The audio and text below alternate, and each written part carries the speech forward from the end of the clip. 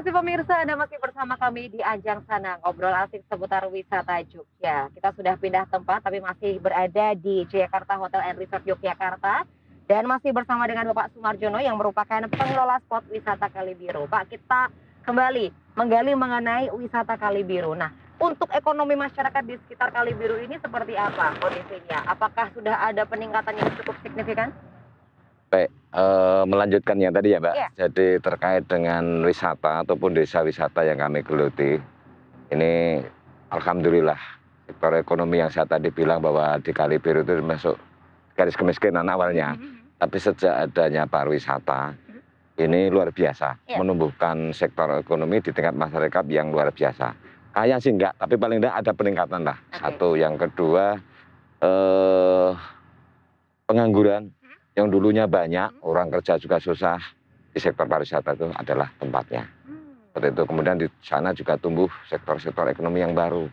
Orang kegiatan buat makanan lokal, kemudian orang mendirikan warung-warung itu luar biasa banyak. Artinya kalau kita mau ngomong tentang sektor pariwisata ekonomi, karena kalau boleh kita ibaratkan pariwisata adalah masinis, kemudian belakangnya itu membawa gerbong-gerbong, Iya. gerbong pemanduan, Betul. gerbong Ada angkutan, rumah makan, gerbong ada angkot gitu. ojek, gerbong Betul. ini, dan mereka semua sektor ekonomi akan Ikut juga. terangkut ya? Iya, Oh, betul. oke, baik. Jadi untuk ekonomi ini, untuk di Kali Biru ini, alhamdulillah sudah ada peningkatan. Alhamdulillah ya. Angka pengangguran juga sudah berkurang. sangat-sangat berkurang begitu Betul, ya. ya. Jadi kesejahteraan masyarakat ini ikut meningkat ya. Betul, iya. Oke, Pak Jono, kita sudah tidak berdua lagi. Iya. Nah, kalau berdua ini katanya orang bahaya. Romantis. Sudah ada, betul.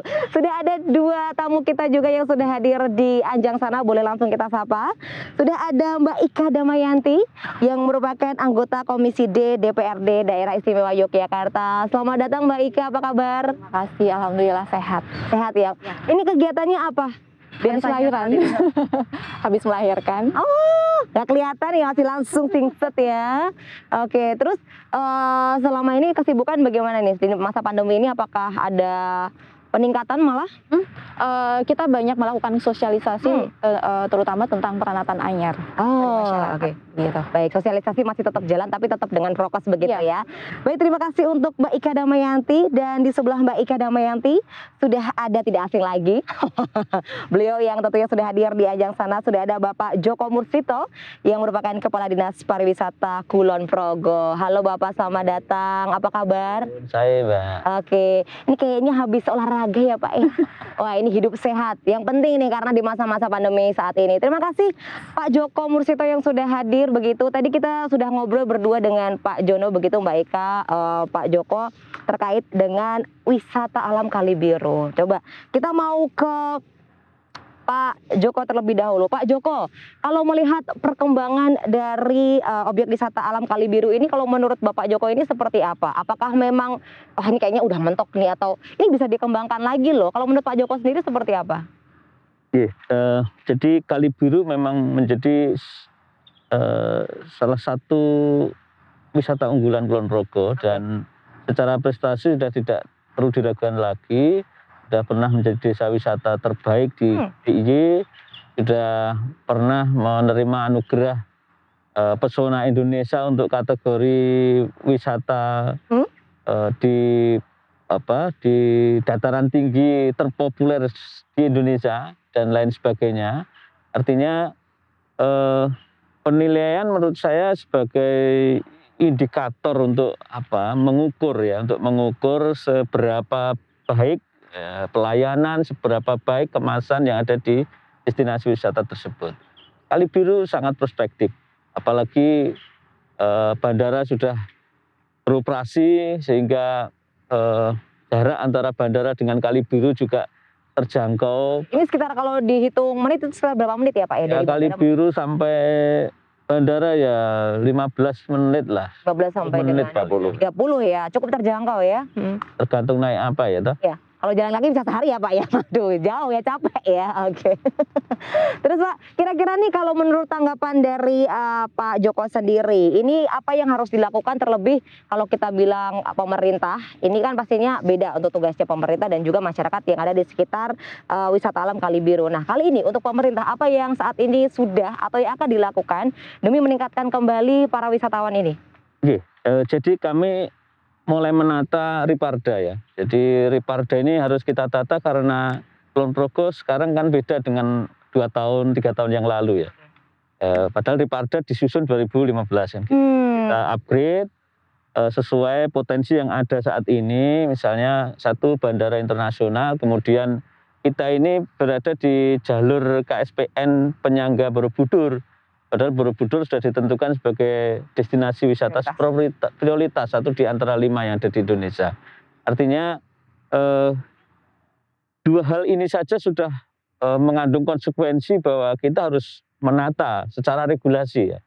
Sehingga kemudian pola kita agak berubah. Ya, pola kita berubah. Di Kali Biru ini masuk di KSPD-nya Sermo. Jadi KSPD Sermo namanya. Ini termasuk di dalamnya Kali Biru. Ini memang tema unggulannya adalah ekowisata dan agrowisata. Sehingga sudah tepat untuk Kali Biru pengembangannya sangat terbuka luas. Nah, sedangkan saat ini tren pembangunan pariwisata ini seperti ini tadi kami mendampingi Pak Menteri Pariwisata Ekonomi Kreatif, memang basis pengembangan pariwisata sekarang ini dari desa. Dan sudah terbukti Kali Biru ini bisa bersinergi mengembangkan diri dan melibatkan masyarakat sebagai sebagai para pelakunya. Jadi di catatan kami memang 75%, hampir 100% bahkan itu tenaga lokal yang digunakan untuk beraktivitas di destinasi wisata Kali Biru dan semua unsur memang dimasukkan ya. Unsur dimasukkan. Itu kelebihannya Kali Biru dan tidak ada kata berhenti ya. Saya kira inovasinya terus. Betul.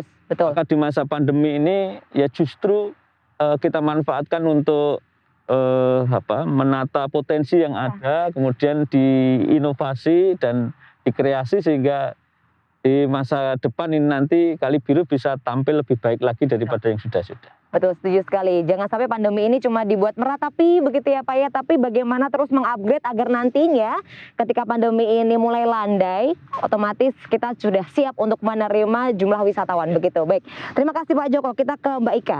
Mbak Ika, kalau melihat wisata alam saat ini di Yogyakarta ini kan mulai bermunculan. Nah, kalau menurut Mbak Ika sendiri ini seperti apa? Ini sebenarnya ada fenomena apa sih? Apa karena pandemi akhirnya masyarakat ini tren untuk wisatanya berubah begitu? Kalau menurut Mbak Ika sendiri seperti apa?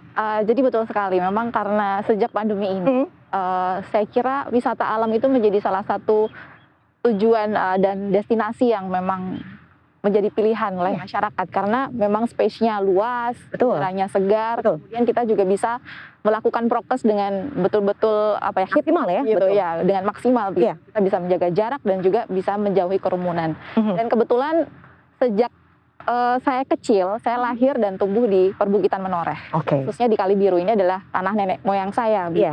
Dan sejak saya kecil saya juga sudah menyadari sekali bahwa memang di Kali Biru ini sudah memiliki potensi alam dan budaya yang begitu luar biasa.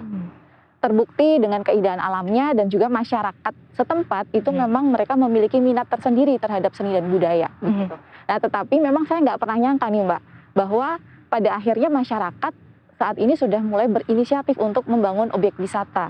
Salah satunya adalah Kali Biru. Bahkan sekarang di perbukitan Menoreh itu sudah puluhan objek wisata ya Pak yang ada. Dan itu kembangnya luar biasa ya? Iya, itu semua adalah inisiatif dari masyarakat sendiri. Meskipun ada yang dikelola oleh Hutan Kemasyarakatan, dikelola oleh Karang Taruna, dikelola oleh BUMDes, dan masih banyak lagi. Tetapi lahirnya itu adalah dari inisiatif masyarakat itu sendiri. Dan saya sangat bangga dengan hal ini. Oke, luar biasa ya. Saya juga tidak menyangka ternyata masyarakat kita ini sangat-sangat melek akan pariwisata juga ya. Mereka mempunyai inisiatif walaupun akhirnya dikelola dengan beberapa badan begitu ya Bu ya, Mbak Ika ya. Oke, coba kita tanya ke Pak Jono. Pak Jono, kira-kira potensi yang bisa digali lagi di sekitar Kali Biru ini apa? Atau yang mungkin saat ini sedang direncanakan akan dibuka, mungkin ada objek wisata baru di Kali Biru? Ya, baik Mbak Anggun. Jadi potensi, tentunya kita selaku pengelola ini berpikir terus ya. Artinya ketika selfie, orang kan mesti ada bosennya ya. Iya. Ketika orang makan mie, masuk mie terus kan. Betul, betul. Pengennya yang lain begitu ya Mbak ya. Nanti mesti ada bosennya. Jadi kita ada terobosan-terobosan baru tentunya. Kemudian juga secara apa namanya, secara kepengelolaan ini sebenarnya kan yang terkendala karena yang kita kelola adalah di hutan negara. Hutan negara tentunya banyak batasan-batasan tersendiri di jumlahnya yang pembatasan sekian persen, kemudian nggak boleh nebang kayu yang cerikan dulu. Nah ini kita sebenarnya ada potensi tanah yang bagus yang memang punya spot yang menakjubkan juga. Cuma permasalahannya adalah di permodalan. Oke, wah. Jalan dulu kita pernah. Ada Mbak Ika, ada Pak Joko. Nanti Pak. Seperti itu. Seperti itu Mbak. Kemudian ada dulu kita pernah berkonsultasi kepada Dinas Pariwisata, baik itu kabupaten ataupun provinsi. Ada sih bisa mengusulkan sebuah bantuan. Cuma memang sebenarnya lebih tanah-tanah yang punya negara. Artinya kayak kalau di desa itu tanah punya apa namanya? Kelurahan, desa, misalnya kan tidak bermasalah. Cuma karena ada di tempat saya kas desa, tapi potensinya kan nggak mungkin menjual. Nah, ini yang menjadi keluhan kami semua. Ada yang potensi menjual, tapi kita kelemahannya adalah punya warga. Warga di tempat saya kemarin pakat, bahkan udah tanda tangan di atas meter, mereka rela mau digarap sampai 15 hingga 20 tahun. Nah, ini harapan saya nanti kepada DPR juga Pak Joko kalau bisa mengusahakan dalam hal ini tentunya akan menambah apa ya lebih bersinergi. Betul. Gerbong kereta tadi ditambah lagi biar lebih banyak lagi yang ikut begitu. Oke, coba kita tanya ke Mbak Ika. Mbak Ika tadi juga sudah sedikit disampaikan oleh Pak Jono begitu. Ada potensi lain juga sudah dibicarakan juga ya Pak ya dengan Dinas Pariwisata. Nah, kalau menurut Mbak Ika sendiri, jawaban atas apa yang disampaikan oleh Pak Jono ini seperti apa? Apakah memang sudah pernah mendengar ada apa ya istilahnya mungkin ada potensi lain yang saat ini sudah dilaporkan begitu? Silahkan Mbak Ika. Begini, jadi kita selaku anggota DPRD terus melakukan upaya-upaya untuk mendorong dan memajukan pariwisata di Kulon Progo khususnya. Nah, melalui fungsi legislasi kami sudah membentuk beberapa perda, diantaranya Perda nomor 1 tahun 2019 tentang rancangan induk pembangunan pariwisata daerah. Kemudian Perda nomor 4 tahun 2020 yaitu tentang kepramuwisataan. Kemudian melalui fungsi budgeting, nah ini masuknya di fungsi budgeting kami, yaitu penganggaran. Jadi kami menjaring aspirasi masyarakat sebanyak-banyaknya seperti yang disampaikan oleh Pak Jono tadi melalui reses. Nah, dari reses tersebut kemudian diakomodir menjadi pokok-pokok pikiran Dewan dan setelah itu kemudian diwujudkan dalam bentuk program kerja. Nanti yang akan menyelenggarakan adalah Dinas Pariwisata begitu. Nah, contohnya seperti sarana dan prasarana untuk desa wisata, peningkatan SDM pelaku pariwisata, bahkan sampai kepada stimulus untuk itu tadi UMKM sebagai dampak dari multiplier effect dari pariwisata tersebut. Itu semuanya masuk dalam fungsi budgeting. Nah, tapi nanti yang akan menyelenggarakan adalah Dinas Pariwisata, begitu. Kemudian fungsi pengawasan tentu saja kami juga dengan pemerintah kabupaten khususnya, kami juga terus melakukan pengawasan terhadap program-program kerja yang sudah dilakukan, sehingga nantinya kita bisa mengevaluasi program-program kerja tersebut, begitu. Oke, ternyata sudah ada jawaban dari apa yang tadi disampaikan oleh Pak Jono kali ini dari Mbak Ika ataupun dari tugas anggota DPRD Daerah Istimewa Yogyakarta. Nanti kita akan tanya seperti apa jawaban dari Bapak Joko, tapi sesaat lagi untuk pemirsa jangan kemana-mana, tetap bersama kami di Anjang Sana.